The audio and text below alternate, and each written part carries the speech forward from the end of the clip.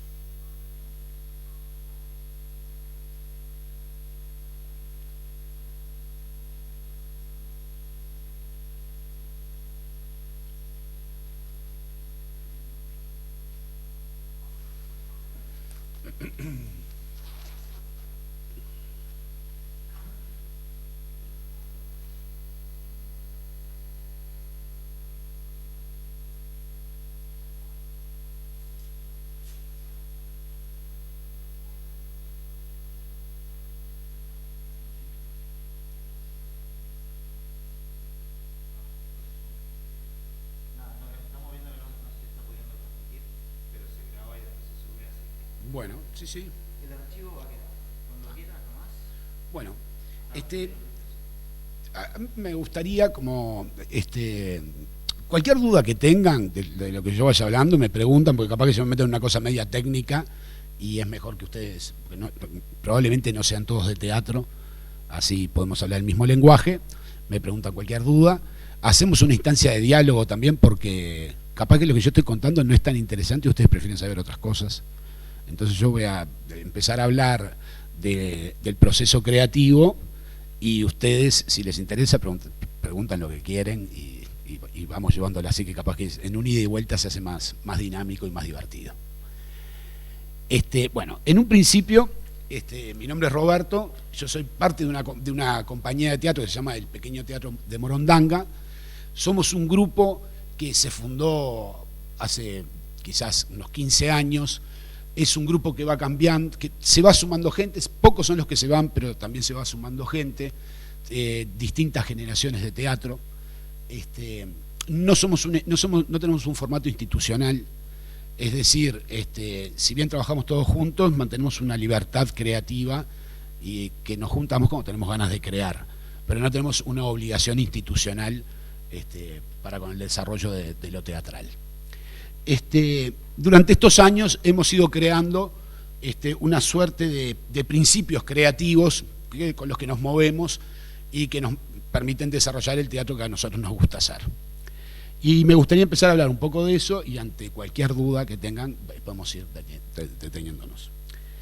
En un principio nosotros no trabajamos en forma piramidal. Es decir, durante muchos años en el teatro existía un concepto de autor, director, actores y técnicos. Nosotros fuimos, por nuestro gusto y nuestra forma de crear, destruyendo eso y tratamos de trabajar en una forma horizontal. Es decir, todos somos dueños del espectáculo, la creación es colectiva, sin embargo cada uno de nosotros cumple el rol que le toca cumplir. Está la parte de dirección, está la dirección de dramaturgia, pero todos intervenimos en la dramaturgia, incluso los técnicos. El actor, que esto para mí es muy importante después, en el momento en que se llega al estreno, se apropia del espectáculo, no solo de su zona de actuación, sino que es dueño del general. Y el entendimiento a partir de eso y la pasión con la que se hace el espectáculo, para nuestro gusto, genera una empatía más grande con el público, porque vos estás viendo a alguien que es dueño de algo y no es un intérprete. En segundo lugar, otra de nuestras premisas de trabajo es la relación, que fue una pregunta que siempre nos hicimos, ¿cuál es la relación entre el público y el actor? Y para nosotros eso es quizás una de las cosas más importantes. Nosotros trabajamos sobre la concepción del juego. Suponemos que el público viene a jugar al teatro y quiere ser partícipe de ese juego, es decir, que no es solamente el actor quien está jugando, sino que son estos dos factores lo que hacen que sea un juego entre ambas partes. Que no quiere decir que no haya cuarta pared, porque también se puede hacer un espectáculo con cuarta pared, pero vos siempre sabiendo que estás jugando con el público. Uno de los puntos que para nosotros es muy importante es que esa relación del actor con el espectador tiene que ver con un lugar afectivo. Nosotros trabajamos sobre la saudade. El actor siente, lo trabajamos, ¿no? Es decir, no es que lo sienta de primera, sino que vamos haciendo que eso se vaya evolucionando, ese sentir. Siente que está en el escenario con una relación de amor hacia el público, porque el actor quiere que el público esté ahí, ama lo que hace, necesita que el espectador esté ahí, pero sabe que puede ser la última función. Entonces, nuestra premisa de trabajo es que siempre puede ser o el último ensayo o la última función. Y eso nos permite trabajar desde un lugar de intensidad y de pasión que a nosotros se nos hace fundamental para las formas escénicas que buscamos. Otro punto fundamental de nuestro trabajo es la contradicción.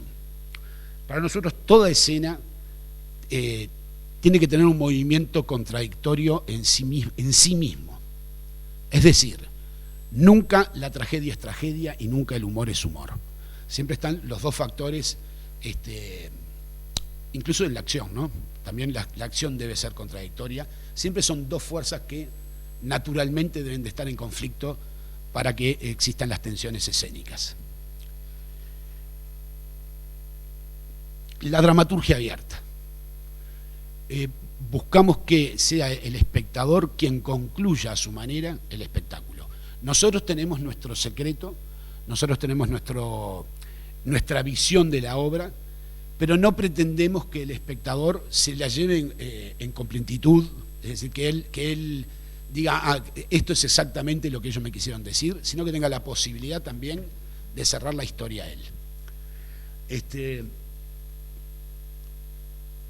De ahí también, bueno, por eso quizás lo hablamos después, tiene que ver también con la forma que trabajamos la dramaturgia. Si bien tenemos y manejamos conceptos aristotélicos de un principio, un desarrollo y un final para que haya una línea dramática evolutiva. Por otro lado, también damos permiso a otras zonas más periféricas en donde nos damos la oportunidad de cambiar la subjetividad de quien está narrando la historia. Entonces, en algunas oportunidades no nos centramos en lo más importante. Voy a poner un ejemplo: si está ocurriendo un asesinato, no me ocupo del asesinato, sino capaz que me ocupo de quien está mirando por la ventana. Entonces nos permite formas de narraciones que a nosotros también nos interesan más.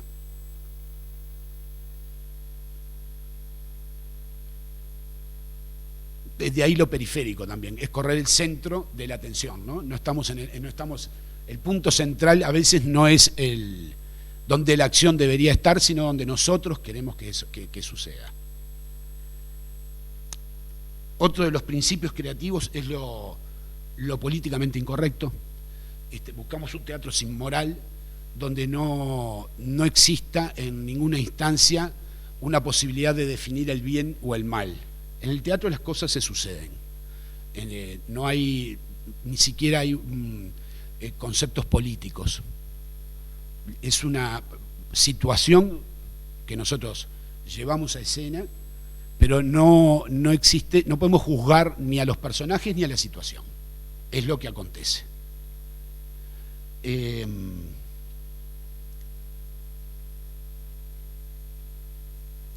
Hemos trabajado mucho, y esto entra dentro de nuestros principios creativos, sobre la inducción y sugestión. Es decir, nosotros creemos que el teatro maneja ciertas zonas, quizás a veces olvidadas, que tienen que ver con la hipnosis. El público vive, cuando va al teatro, un momento hipnótico. No hipnosis de show, pero sí por el clima, por la sonoridad, por cómo pueden estar planteadas las situaciones escénicamente. El público, para nuestro gusto, debería lentamente ir siendo inducido y sugestionado para llegar al principio de simpatía, que es sentir con, para que deje su yo y se permita entrar en el espectáculo, en el juego.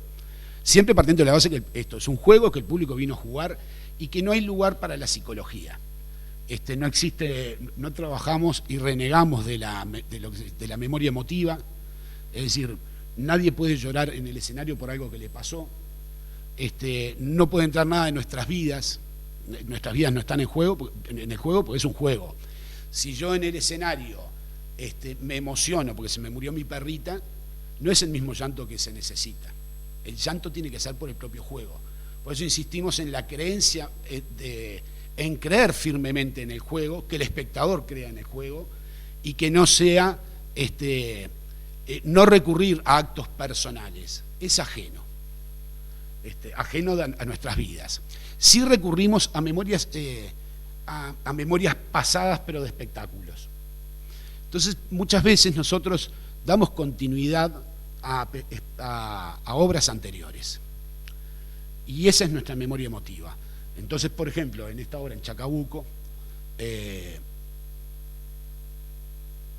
esta obra, veo a la gente con los tapabocas y digo, lo conozco, no lo conozco, me trae.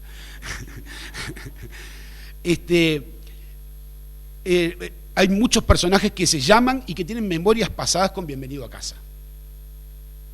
De hecho, por ejemplo, el personaje,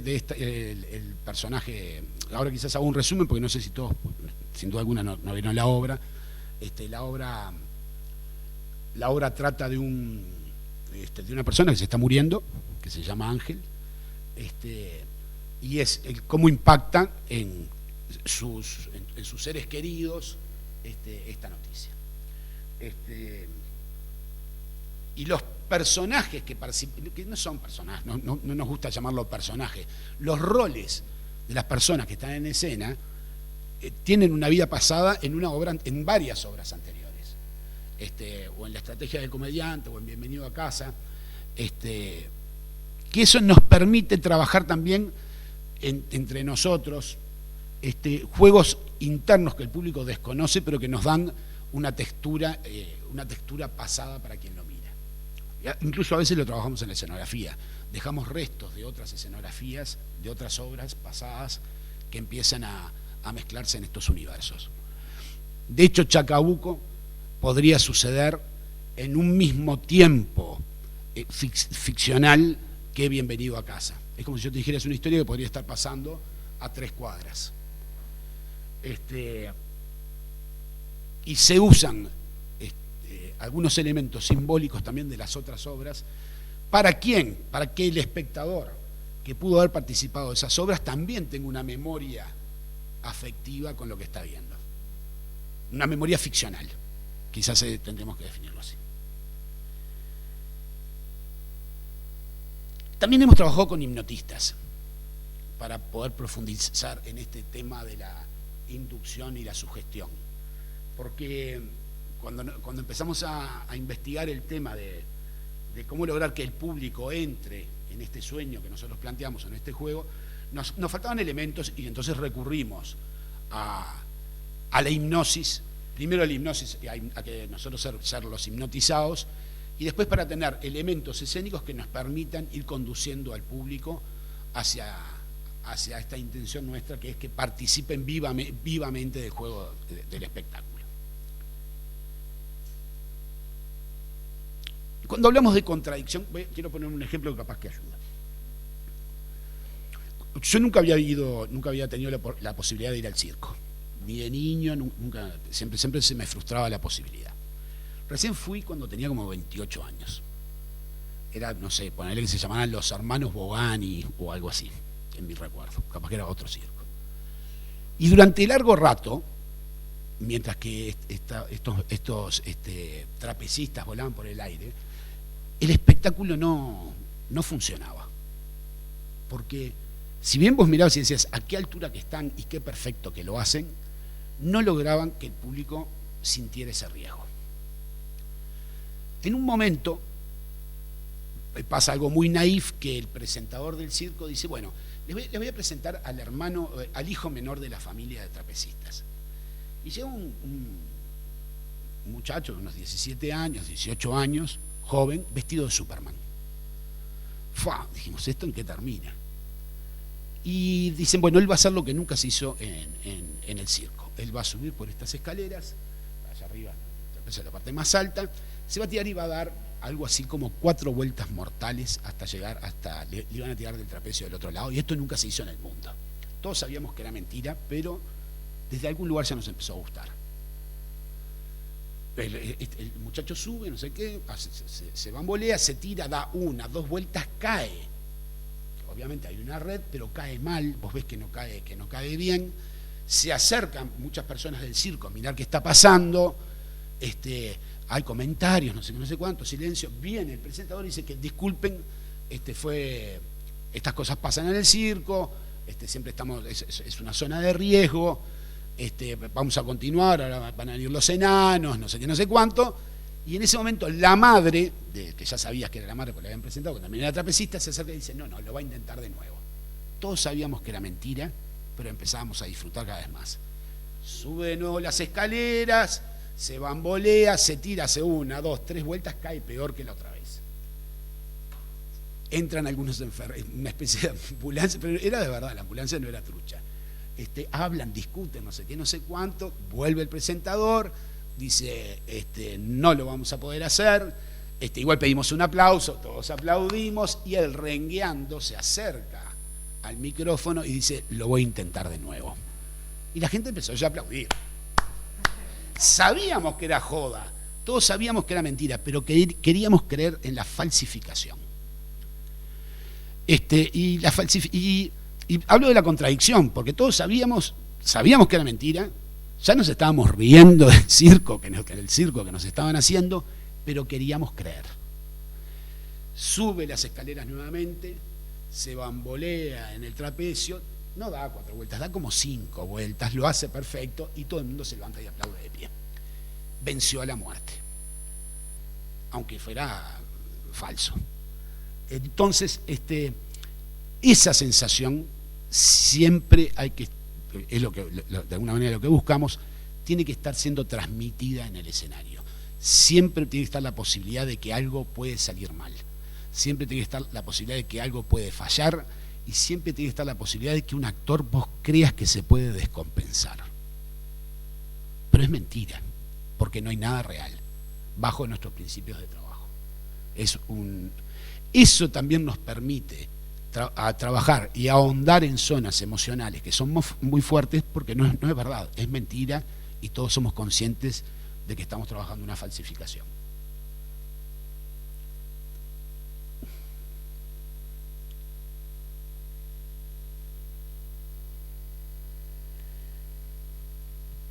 Y de ahí también la muerte, ¿no? Creo que la muerte es parte, siempre el teatro late vida y late muerte.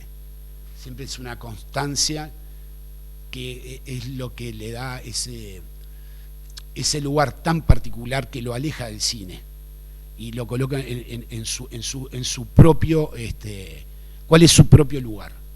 En donde siempre hay vida, siempre hay muerte, siempre hay drama, pero siempre hay risa. Bien.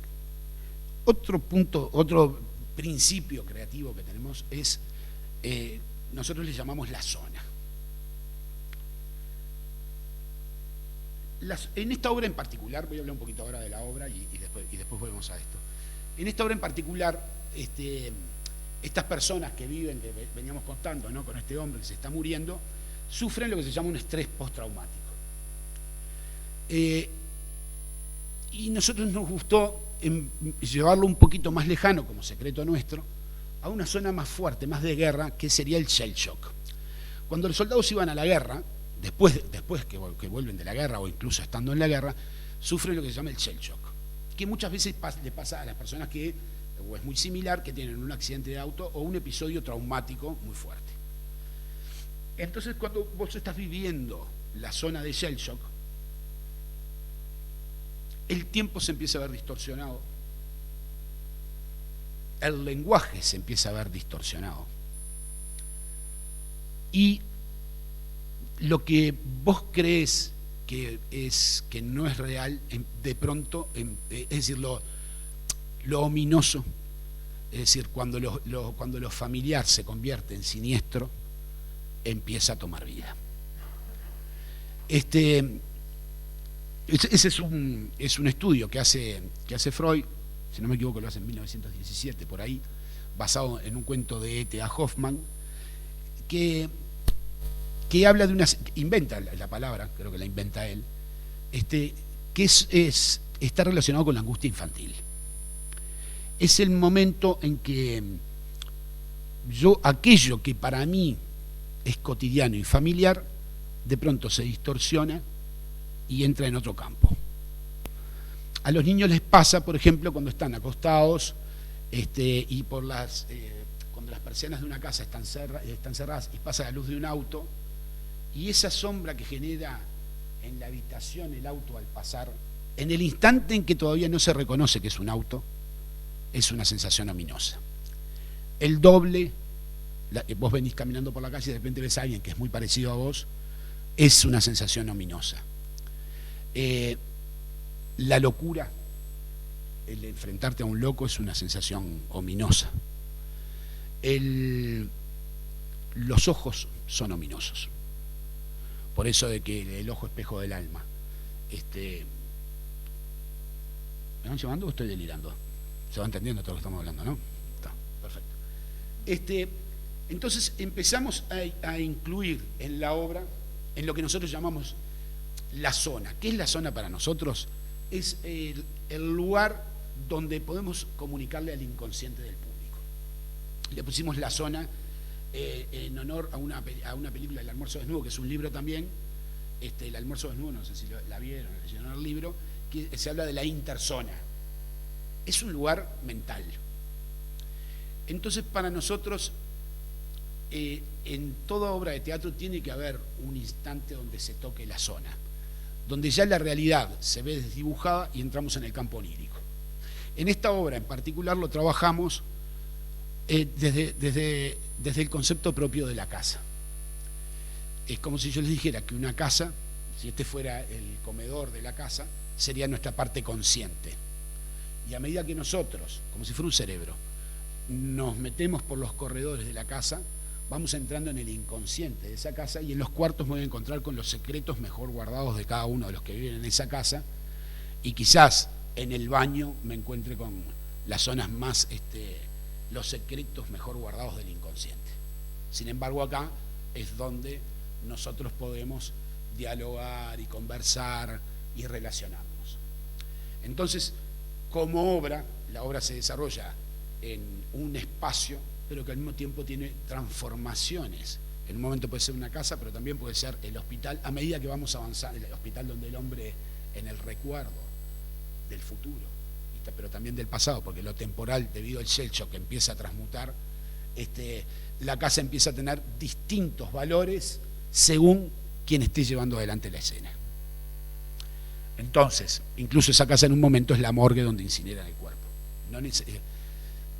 Que está muy relacionado al shell shock. Cuando el soldado viene de la guerra, de repente está en la casa y vuelve a estar en la guerra por un sonido. Es dentro del estrés postraumático. Bueno.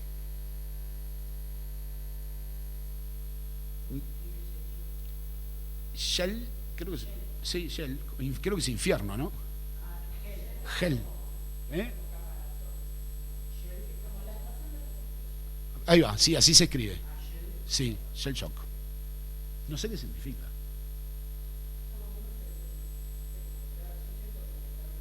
Sí.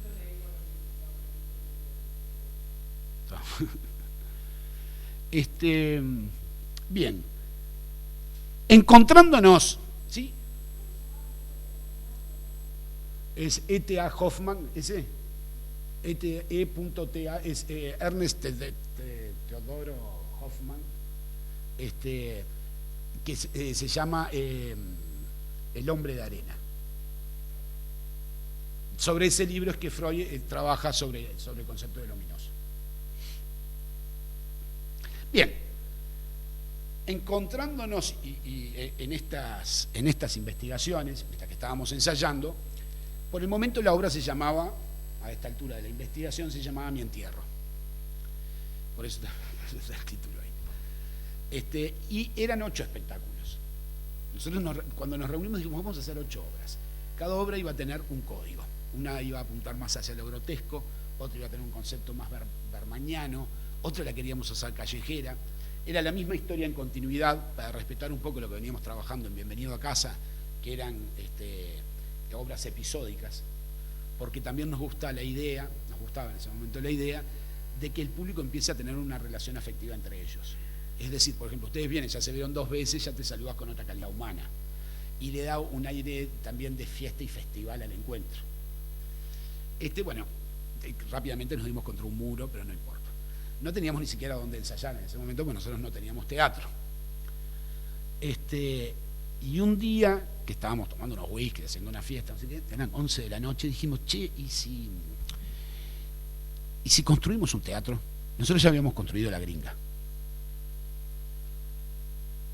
Y dijimos, sí, pero ¿dónde? Porque de cero necesitaríamos comprar un terreno. Y un compañero del elenco dice, y el Odeón, porque nosotros estamos ensayando al lado en el Club de Armas, y el Odeón que está ahí abandonado, llamamos por teléfono, buscamos en Mercado Libre, estaba a la venta en $600.000. Llamamos 11:30 de la noche, nos atiende un francés, le dijimos, esperando un no, que queríamos reconstruir el teatro. Dijo, vengan mañana por casa a hablar. Fuimos fuimos a la casa, le llevamos las 8 obras que teníamos en ese momento, el concepto de las 8 obras, le encantó la idea y dijo, pero yo no sé si ustedes pueden. Dijimos, sí, nosotros podemos, estamos seguros que podemos. El teatro es de ustedes. Entonces les quería mostrar un poco, porque esto empezó a influir también en la obra también.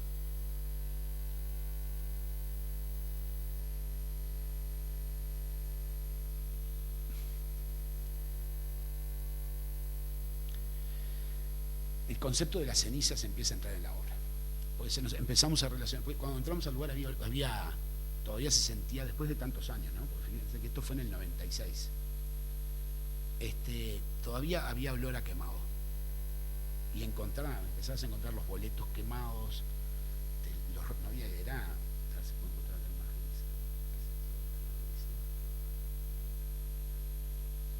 imagen. Esto lo escribimos en ese momento. Y la gente decía de ese teatro, con todos los que nos encontramos, que no, era un teatro de mierda, ¿no? Decía. Como que era un teatro real, es un teatro que si bien tuvo su gran época de gloria cuando se llamaba La Lira, es un teatro que también donde tocó Citarrosa. Creo que la primera vez que tocó Citarrosa en Montevideo fue ahí. El día que se incendia el teatro, después se incendia el teatro, el gobierno dice, no, lo vamos a reconstruir, y nunca más reconstruir. Y queda abandonado desde el 96 hasta la fecha en que le entramos. No entró nadie más. No habían animales, no habían hormigas, no habían arañas, era realmente la muerte. Y ahí se nos vino la idea de, claro, en esta obra tiene que estar cayendo cenizas todo el tiempo. Que son las cenizas del protagonista, pero al mismo tiempo son las cenizas del teatro, porque ese olor a quemado no se va. Vos vas a los rincones del teatro y siempre seguís sintiendo ese olor.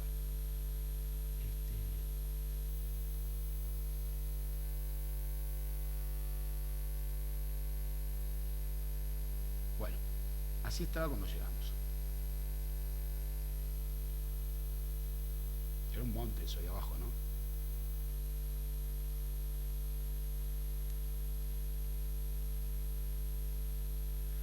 Estaba de pánico cuando entramos. Entonces dijimos, lo vamos a hacer.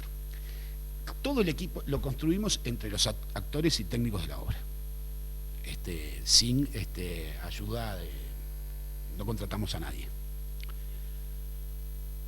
Cada uno, bueno, fuimos aprendiendo cosas también sobre la marcha. Ensayábamos, construíamos de día y ensayábamos de noche.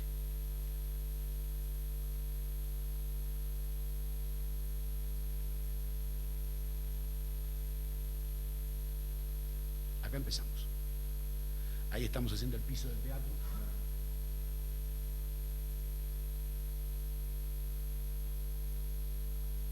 Las primeras vigas. Ese piso lo encontramos en una volqueta. Todo el material es donado todo lo que Campiglia tiraba, es decir, ¿vieron las chapas que fueron las obras? Que después que están deformes ya no las usan más, las tienen que tirar, las conseguimos de donación. Todos los fierros, todo el fierrerío que iban a tirar lo reciclamos. Ahí ya empezamos, el techo empieza a visualizarse.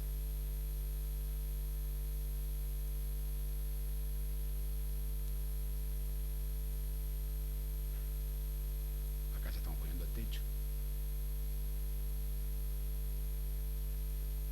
Acá ya estamos cerrando. Bueno, entonces, todo ese trabajo también le empezó a dar a todo el grupo no solamente un sentido de apropiación, sino también que te empieza a multiplicar las fuerzas, más allá de las crisis generadas por todo el trabajo, porque hay un momento que decís, esto no se termina nunca más. El invierno es cruel, porque tenés que seguir construyendo, porque si no sabes que no estrenás, y tenés que ensayar igual, terminaste de construir, estás mojado, etcétera, etcétera, y después tenés que ensayar, y todo eso, bueno, también genera sus conflictos, pero logramos seguir avanzando y logramos llegar al día del estreno. En resumen, esta es la presentación que yo quería hacer. Ahora me gustaría escuchar preguntas, si quieren. Estas son otras obras de teatro. Las muestro también porque tienen que ver con lo que hablábamos de la herencia de las obras anteriores.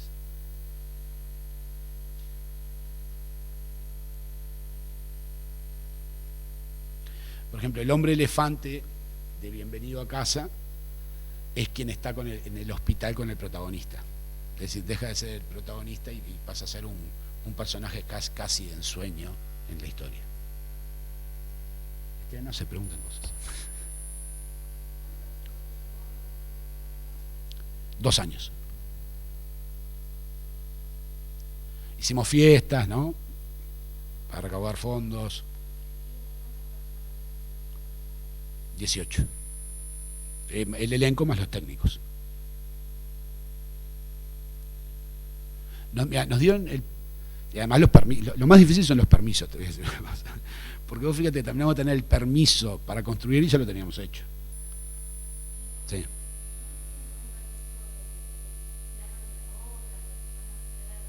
Sí. Lo que pasa es que como no sabíamos, primero lo hicimos y después lo presentamos. Pero estaba todo bien. Sí, porque después conseguimos un arquitecto que le dijimos, wow, mirá, ya estamos re avanzados. Claro, miró y dijo, sí, verificó con ingenieros que estuviera todo bien, que los fierros no se dieran, etcétera, etcétera, y firmó.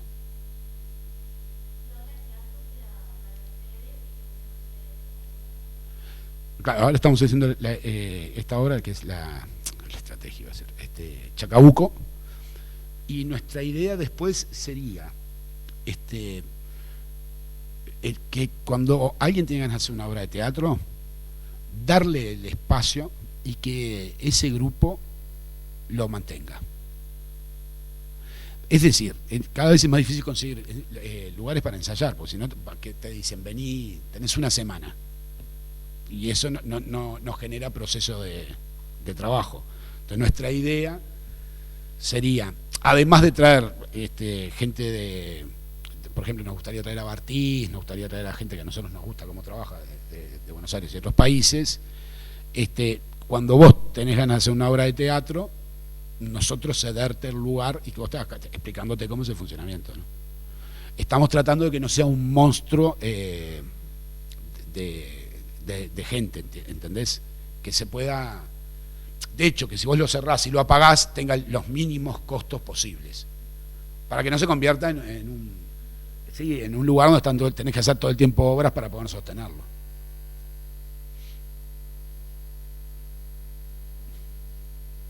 Sí.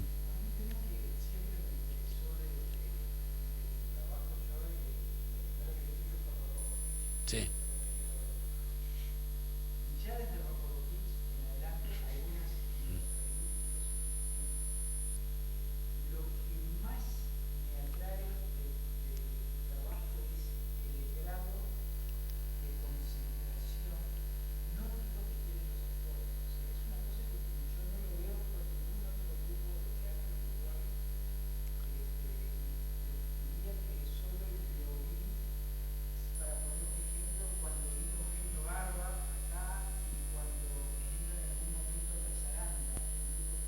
Sí.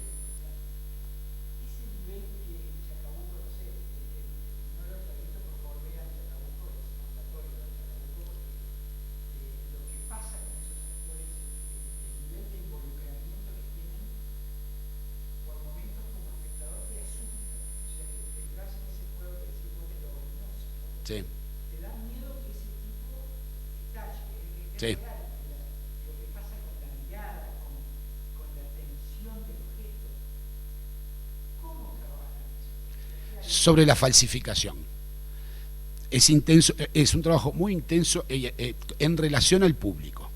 Es decir, la conciencia de juego absoluta, y después lo que cree el actor es el juego. No cree bajo ninguna circunstancia que su personaje es real, ni por eso pueden pasar de estar llorando, hechos mierda, a cagarse de risa y decir esto es todo mentira. No existe claro, es un entrenamiento de mucho tiempo, ¿no? Lleva un entrenamiento del actor de liberarse de sus propias cosas, que esté en pleno juego y que no esté mezclando ni haga catarsis. Claro, porque si el actor hace catarsis, donde si empieza lo personal, se pudre todo. Sí, porque ya el espectador ya no está recibiendo el juego, está recibiendo tus cositas. Es decir, no entra nada, no entra lo personal.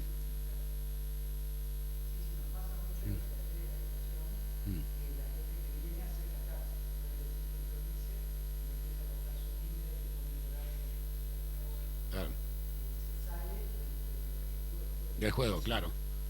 Entonces, cuando el actor entiende el juego, se apropia del juego, el otro punto fundamental es apropiarse del juego, porque el actor tiene que entender exactamente el por qué pasa algo. ¿Por qué se prende una luz?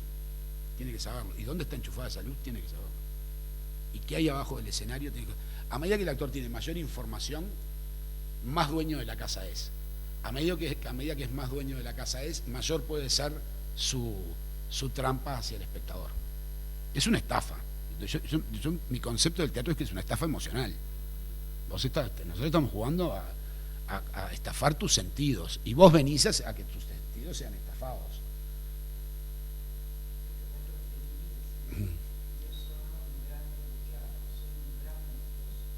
Claro, claro.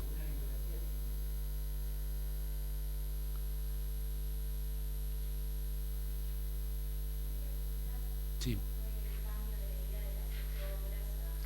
Bueno, lo que pasa es que fuimos bajando a medida que pasaba el tiempo y nos dábamos cuenta que no íbamos a llegar. Pero ¿qué pasó? Nos sirvió igual, porque logramos mantener, y a mí eso me gusta mucho de la obra, distintos estilos dentro de una misma obra. Entonces vos de repente estás viviendo una zona y de repente la obra se transforma y puede acercarse un poco más al grotesco, o de pronto se vuelve un poco más bermaniana y no se instala en una zona conceptual. Y quedó, en realidad, las 8 obras están condensadas en una. Pero hay varias que quedaron escritas dentro del proceso y vamos escribiendo. Y hay una que es toda la historia, por ejemplo, de los pacientes del personaje que se está muriendo, que es toda la historia de ellos encerrados en un baño antes de ir a la casa donde se desarrolla esta historia. Y es una obra con un principio, un desarrollo, un final, está armada, pero nos dimos cuenta en un momento que no, era imposible, porque además físicamente no pensamos ir invirtiendo y haciendo sectores del escenario que nos permitían hacerla, pero claro, después nos pusimos en la construcción y dijimos no, sinteticemos porque no llegamos, pero igual es material residual que a nosotros nos sirve. Dicen, nunca una obra termina por cómo empezó. Vos empezaste con esta idea y la realidad te va llevando a esta idea. Es muy difícil que termine de la misma manera, de la misma forma. Además sería aburrido. Sobre todo en procesos largos, que piden todo el tiempo una transformación y una evolución de lo que estás haciendo. Sí. Nunca hay improvisación. Porque ¿qué pasa? La improvisación, sí, pero es desde otro lado, porque la improvisación vos te olvidás. Vos hiciste algo que después no tenés un registro. Nosotros siempre partimos el trabajo, siempre hay que tener una idea firme. Es decir, es una idea conductora, visionaria, que genere primeridad. Primeridad en el sentido de que vos tengas la sensación de estar escuchándola por primera vez, para que sea atractivo. En este caso la idea era claramente trabajar sobre la muerte de alguien, sobre la posible, cómo se va acercando la muerte a alguien, el deterioro de esa persona, lo que sucede en el entorno y cómo los va transformando. Digamos que esa fue nuestra base. Teníamos más ideas. Por ejemplo, en una de las historias, te digo la base visionaria del principio, el personaje se iba a encerrar, que eso después quedó en la obra, y todos iban a intentar sacarlo del cuarto, porque no sabían si no se iba a matar. Otra idea visionaria era que al fin y al cabo todos iban a querer que ese personaje se muera una vez, porque no iban a soportarlo. Cuando empezamos a trabajar, nosotros lo que generamos es material para trabajar en escena, pero que no es improvisado. Son situaciones claras y controladas. Bueno, ¿qué pasa con la madre y la hija? Suponiendo, ¿no? Vamos a trabajar sobre la madre y la hija en el momento que él se encierra. No pueden ser trabajos de más de 1 minuto, Tienen que ser situaciones contundentes y tienen que tener contradicción. Y sobre ese material se empieza a generar la dramaturgia. Pero no presento algo improvisado, me doy el tiempo de elaborarlo, como actor. ¿Me entendés lo que digo? Entonces vos sí después podés discutir con el actor sobre las flaquezas, porque es un material que puede volver a repetir. El problema que yo veo en la improvisación es que es un material que después te quedó la sensación, pero como, ¿qué fue que hice? Yo no sé realmente qué fue lo que hice. Entonces no termina generando hacia el futuro. Sí, sí, sí. Eso infinitas veces. Después se empiezan a definir de a poco empiezan a definirse los roles. Y sabíamos que habían algunos roles, pero al principio ni los definís. Podés ir variándolos. Hasta que en un momento se empieza a definir, porque hay un momento que la obra empieza a mandar. Sí.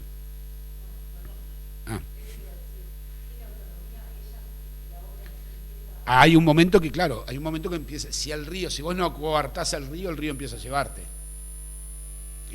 Te podés confundir, te podés escapar, te podés ir para allá, pero en un momento es inevitable que vos empieces a seguir esa conducción inconsciente del grupo, porque el inconsciente en la creación, viste que es fundamental, es como el material onírico, empieza a llegar y empieza a decir, claro, pero esto tiene que ir, y a veces tenés una escena del medio, una escena del final y una escena del principio, y decís, ¿cómo va a surgir esta conexión? Y después de pronto todo empieza a ordenarse y a armarse. Sí.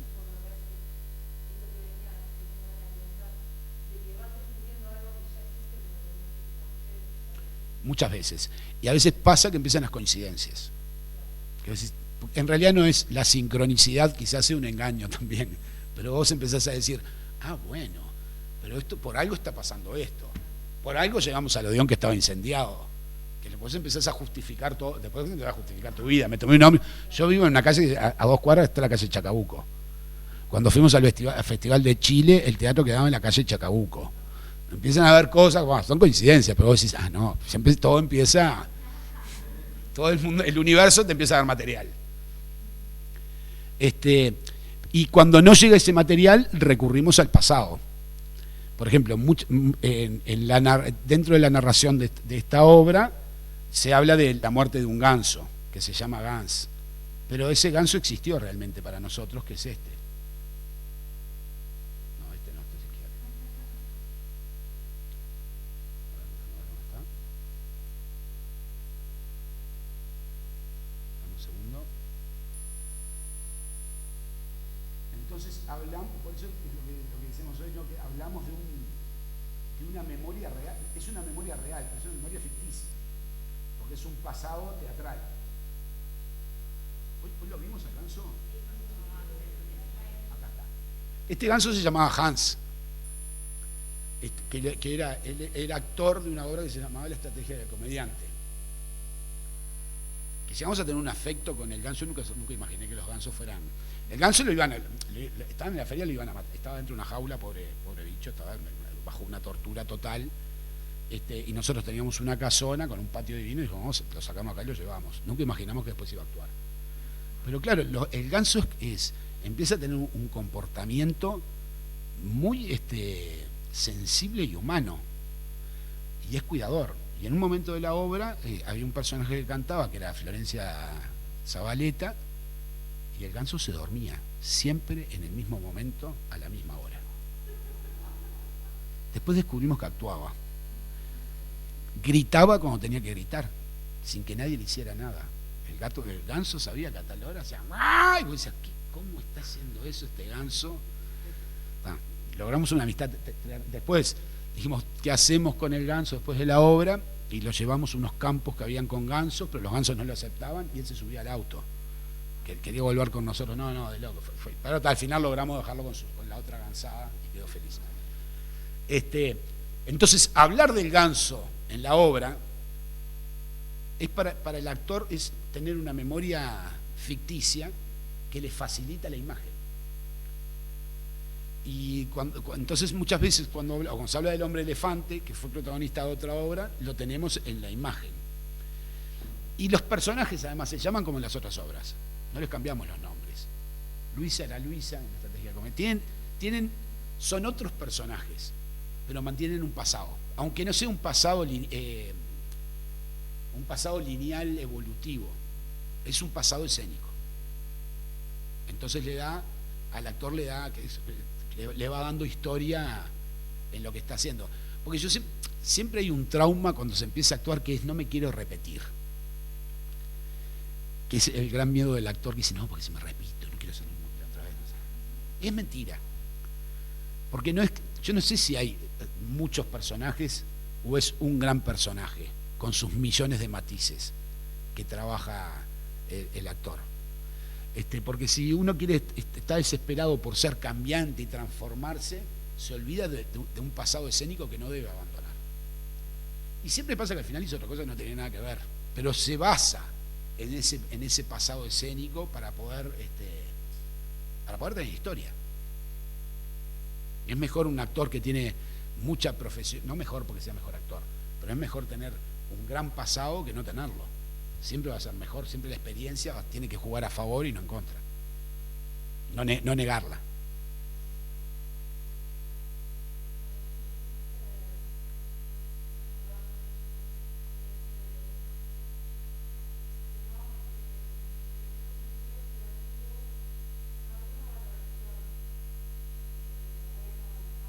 Sí. Sí.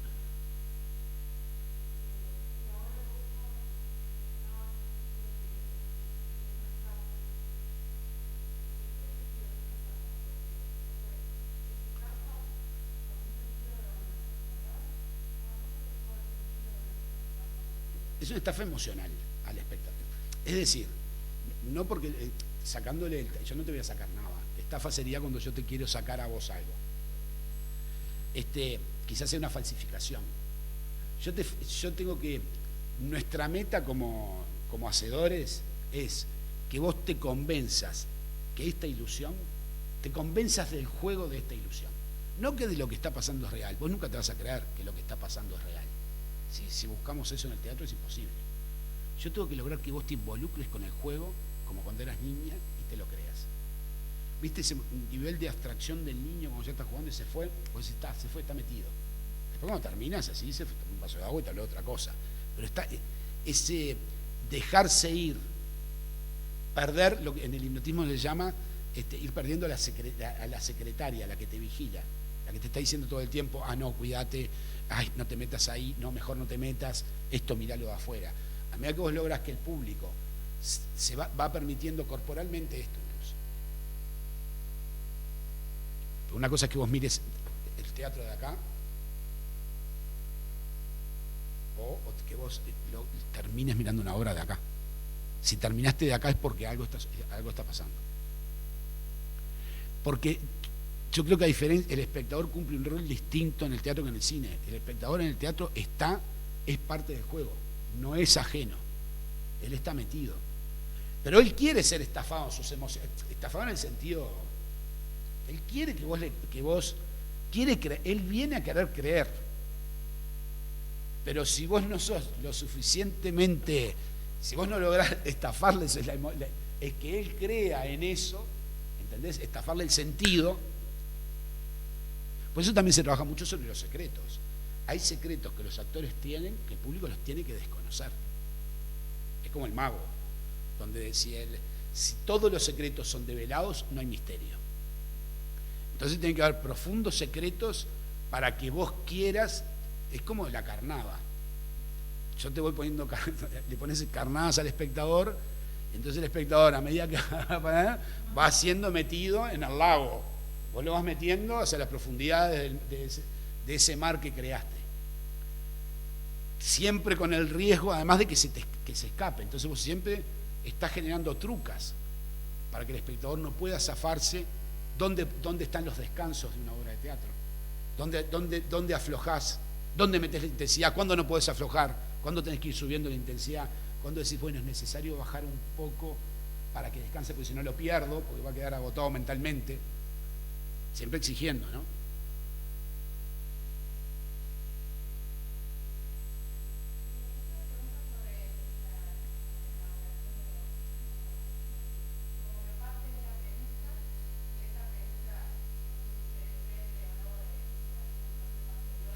A veces es un cuento. Es como si yo te contara a vos una síntesis de algo. Nos reunimos acá, vos vas a actuar en la obra y te partimos de una idea. Mirá, se me ocurrió esta idea y te hago un cuentito. Hay un hombre que se está muriendo. A medida que va pasando el tiempo, el cuento se va agrandando. Yo creo mucho en el cuento oral.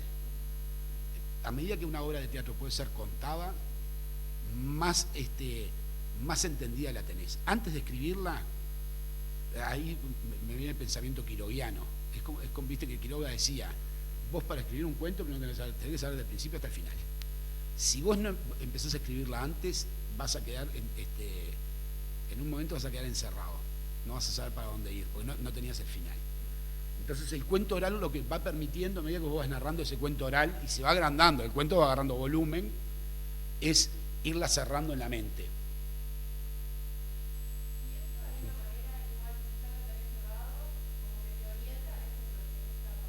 Sí, porque hay un objetivo. Es decir, vos sabés, entonces ahí te voy un poco a lo otro. Quizás lo que más seguro tenés al principio son esas sensaciones de esas situaciones teatrales que generan primeridad. Porque es lo que vos querés, y tienen que ver muchas veces con la zona. Es un presentimiento, esta es la zona teatral a la que querés llegar. ¿Viste? Más allá de que tenés un pequeño cuento, pero ese cuento va a variar. Si no varía, no importa. Pero hay zonas que son las que te llevan después a una investigación que te permite, en nuestro caso, nos permitió en esta, involucrarnos con el tema del shell shock y todo lo que sucede temporalmente, que después transforma la estructura de la historia.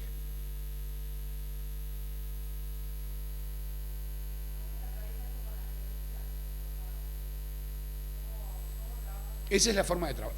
Las premisas son la forma de trabajo. Son lo que no puede claudicar, ¿viste?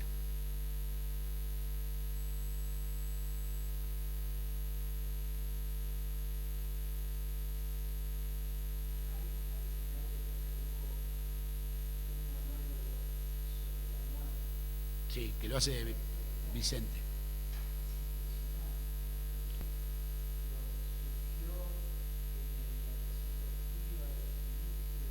Eso iba, mirá, ese texto al principio iba en la mitad de la tercera obra. Y después terminó yendo ahí. Y mucho material. No me acuerdo cómo llegamos a eso. Sí, él explica la sensación de que hay mucha gente que está en desacuerdo con ese texto.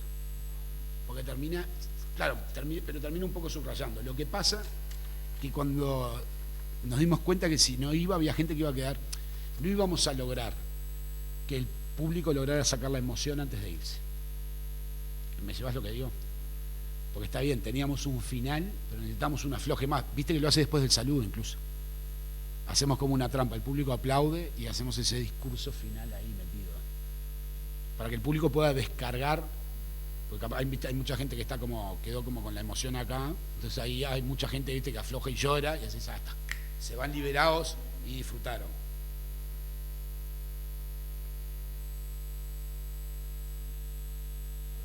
Sí, habla de los alimentos, es el discurso que habla de los alimentos en la heladera, que todo el tiempo vemos la muerte, la vemos 10, 15 veces durante el día.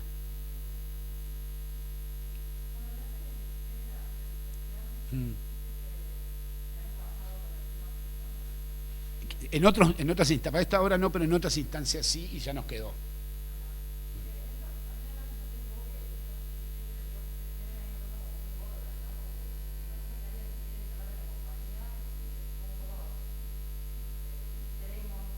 No, es rejuego.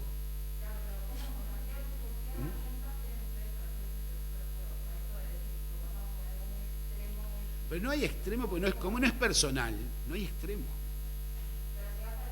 Nadie se va, mira, nunca nadie se va a un ensayo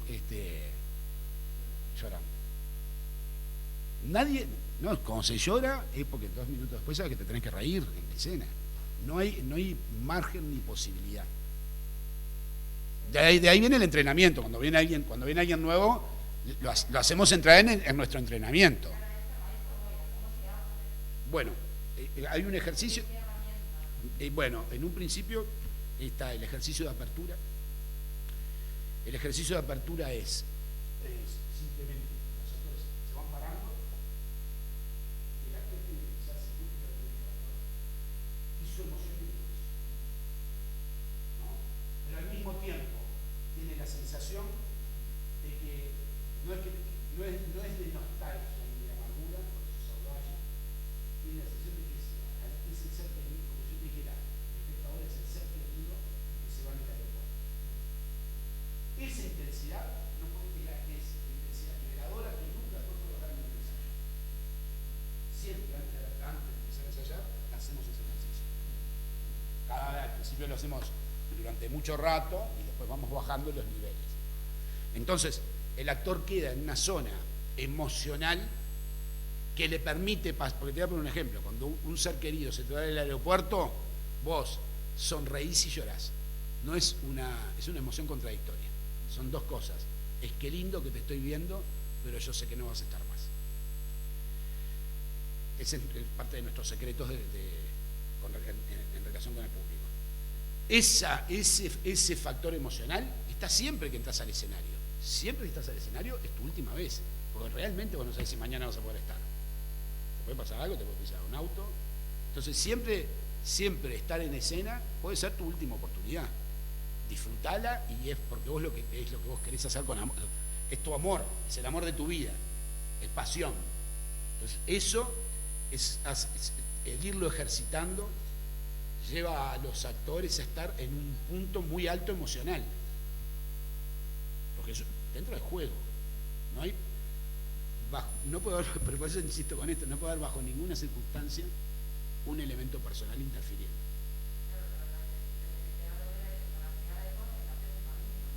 Ah, sí, no, son 3 años de ensayo. No. Es tiempo y siempre de juego. No hay una presión. Por más que en un momento nos puteamos. Mirá que en un momento que está por estrenar esto ya es un quilombo. Sabido es, que siempre pasa.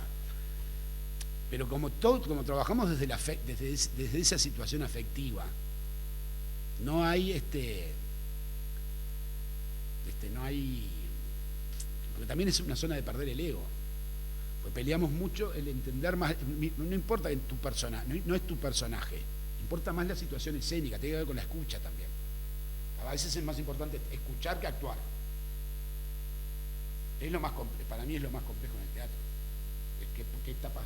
Cómo está escuchando ella es más importante que cómo estás actuando vos, porque el espectador no mira tanto a quien está hablando, está mirando cómo está reaccionando y que está escuchando.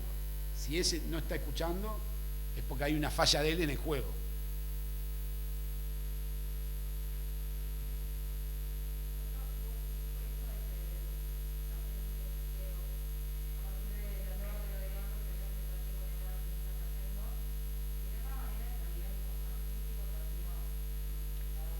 Todo. Hay un momento que fue todo. Porque empieza a ver, cuando entramos, el concepto de bomba atómica, que hay otro concepto que nosotros trabajamos dentro de la historia, que es, a partir de, que esto no se habla en un momento de la obra, pero es otro secreto a trabajar. A partir de la bomba atómica, hubo un cambio en el sentido de la humanidad, que es el saber, el conocimiento de la autodestrucción. Es decir, que a partir de ese momento a partir de ahí todos estamos viviendo en un estrés postraumático, incluso por herencia, aunque no lo sepas. Entonces cambió también el tiempo. Cuando empezamos a investigar eso, nos dimos cuenta además que los relojes de Hiroshima se quedaron detenidos en 1 hora, a las 8:15. y que eso queda como símbolo. A partir de las 8:15 de ese día la humanidad cambió y ya no va a poder volver para atrás. Entonces, hay en el actor hay un profundo, en esta obra, desasosiego, porque sabe eso. Lo guarda como secreto, pero lo sabe. Y el Odeón era, cuando nosotros entramos, era como si hubiera caído una bomba atómica. ¿Viste?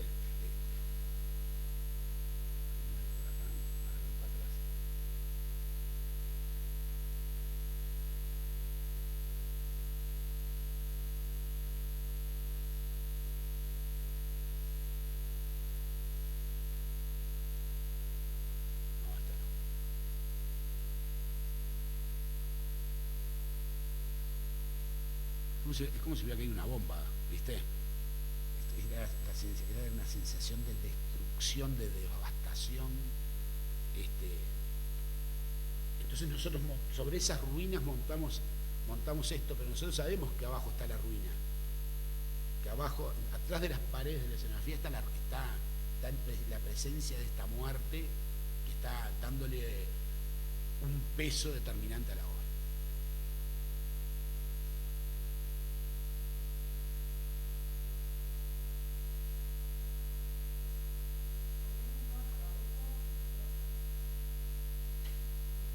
Mi entierro era muy personal, sonaba a mí, ya no nos gustaba, y empezamos a pensar que Chacabuco, empezamos a decir que un lugar donde toda esta familia en el pasado vivía sus mejores días y sus mejores momentos, ¿viste? Como quien tiene la casita de Solimar, y vos te ibas con tu familia a la casita de Solimar, o te ibas de campamento tal lado, ¿viste? Que uno siempre tiene un recuerdo, una imagen del lugar donde vivió el momento idílico.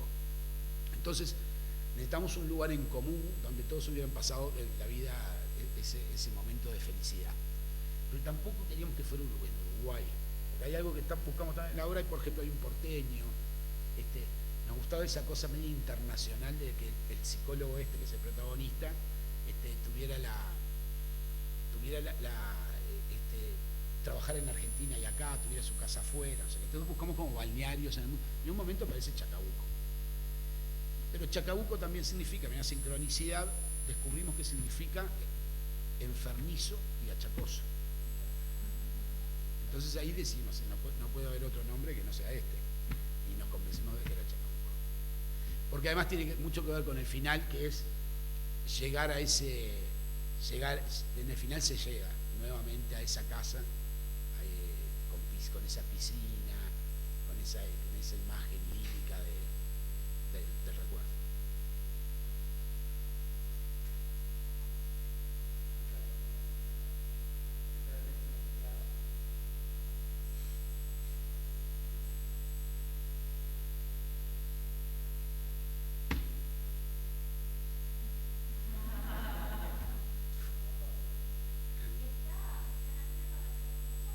Estrenamos el mes que viene. Estamos ensayando. Otra vez.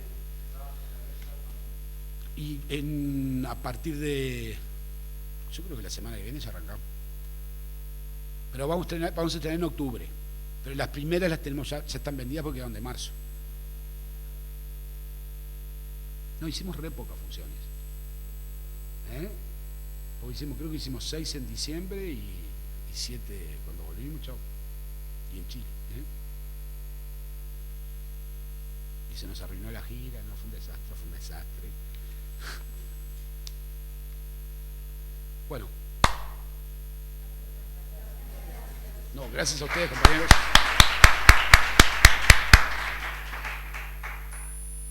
Esto saco, ¿no?